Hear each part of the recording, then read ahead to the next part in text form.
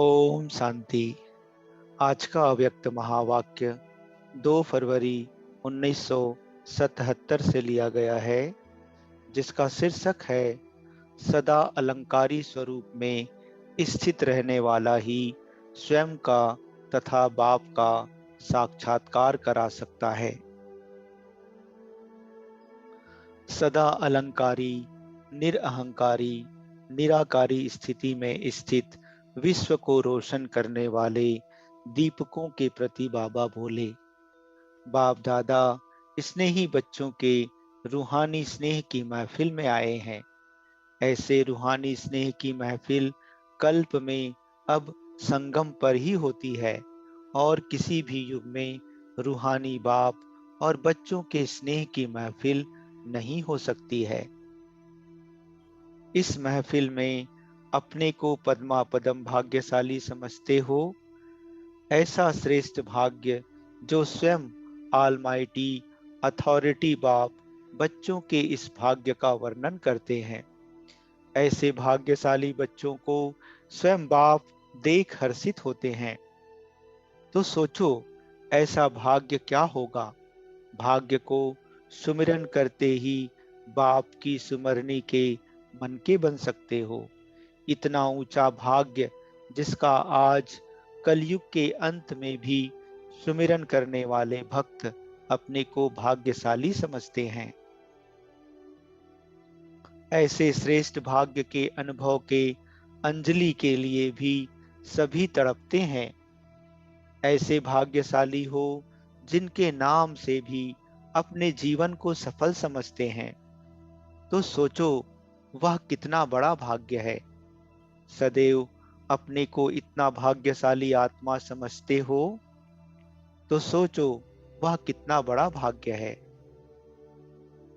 बड़े से बड़ा ब्राह्मण कुल है, ऐसे ब्राह्मण कुल के भी आप दीपक हो। कुल के दीपक अर्थात सदा अपनी स्मृति की ज्योति से ब्राह्मण कुल का नाम रोशन करता रहे। ऐसे अपने को कुल के दीपक समझते हो। सदा स्मृति की ज्योति जगी हुई है, बुझ तो नहीं जाती। अखंड ज्योति अर्थात कभी भी बुझने वाली नहीं। आपके जड़ चित्रों के आगे भी अखंड ज्योति जगाते हैं। चैतन्य अखंड ज्योति का ही वह यादगार है। तो चैतन्य दीपक बुझ सकते हैं? क्या बुझी हुई ज्योति अच्छी लगती है? तो स्वयं को भी चेक करो।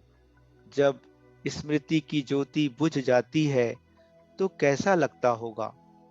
क्या वह अखंड ज्योति हुई?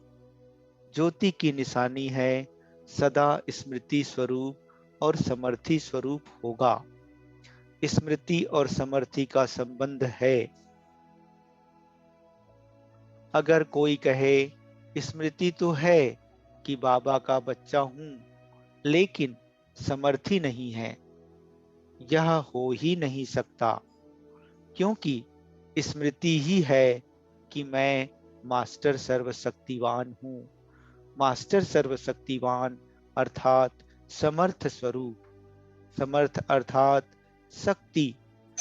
फिर वह गायब क्यों हो जाती है? कारण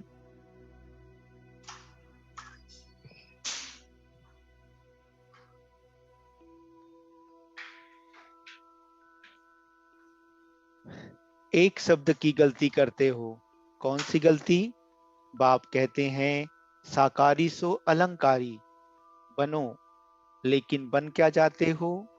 अलंकारी के बजाय देह अहंकारी बन जाते हैं।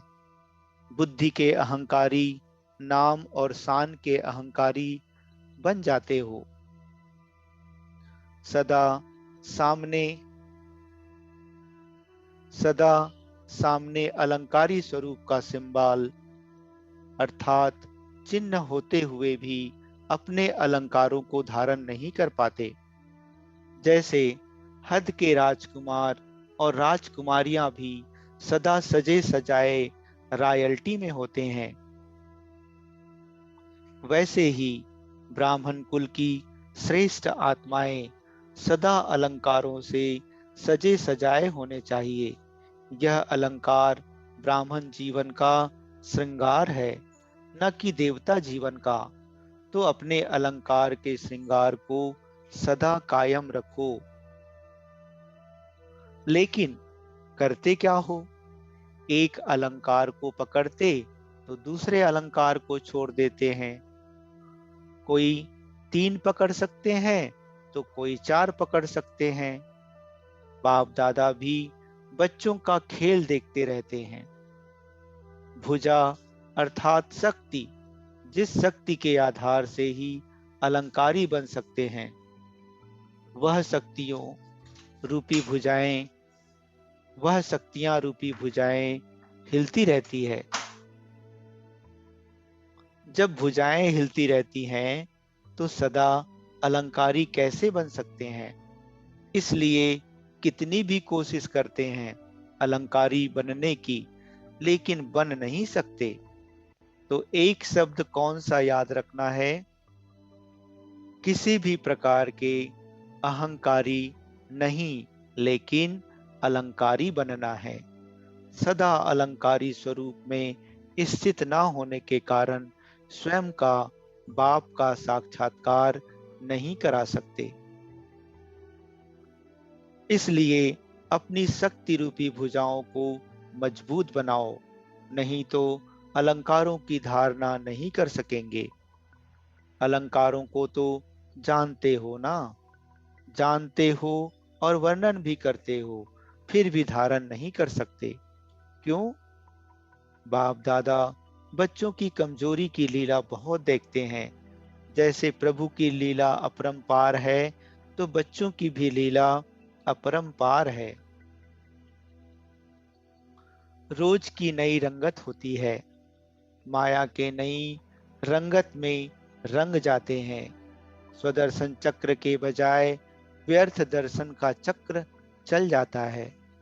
द्वापर से जो व्यर्थ कथाएं और कहानियां बड़ी रुचि से सुनने और सुनाने की आदत है, वह संस्कार अभी भी अंश रूप में आ जाता है। इसलिए कमल पुष्प समान अर्थात कमल पुष्प के अलंकारधारी नहीं बन सकते। कमल की बजाय कमजोर बन जाते हैं। मायाजीत बनने का दूसरों को संदेश देते, लेकिन स्वयं मायाजीत हैं या नहीं, यह सोचते ही नहीं। इसलिए अलंकारी नहीं बन सकते। अलंकारी बनो, न कि देह अहंकारी। ऐसे सदा अलंकारी, निरअहंकारी, निराकारी स्थिति में स्थित होने वाले, सदा के विजयी, सदा जागते हुए दीपक, विश्व को रोशन करने वाले दीपक, बाप दादा के नैनों के दीपकों को बाप दादा का याद प्यार और नमस्ते। अच्छा, ओम शांति।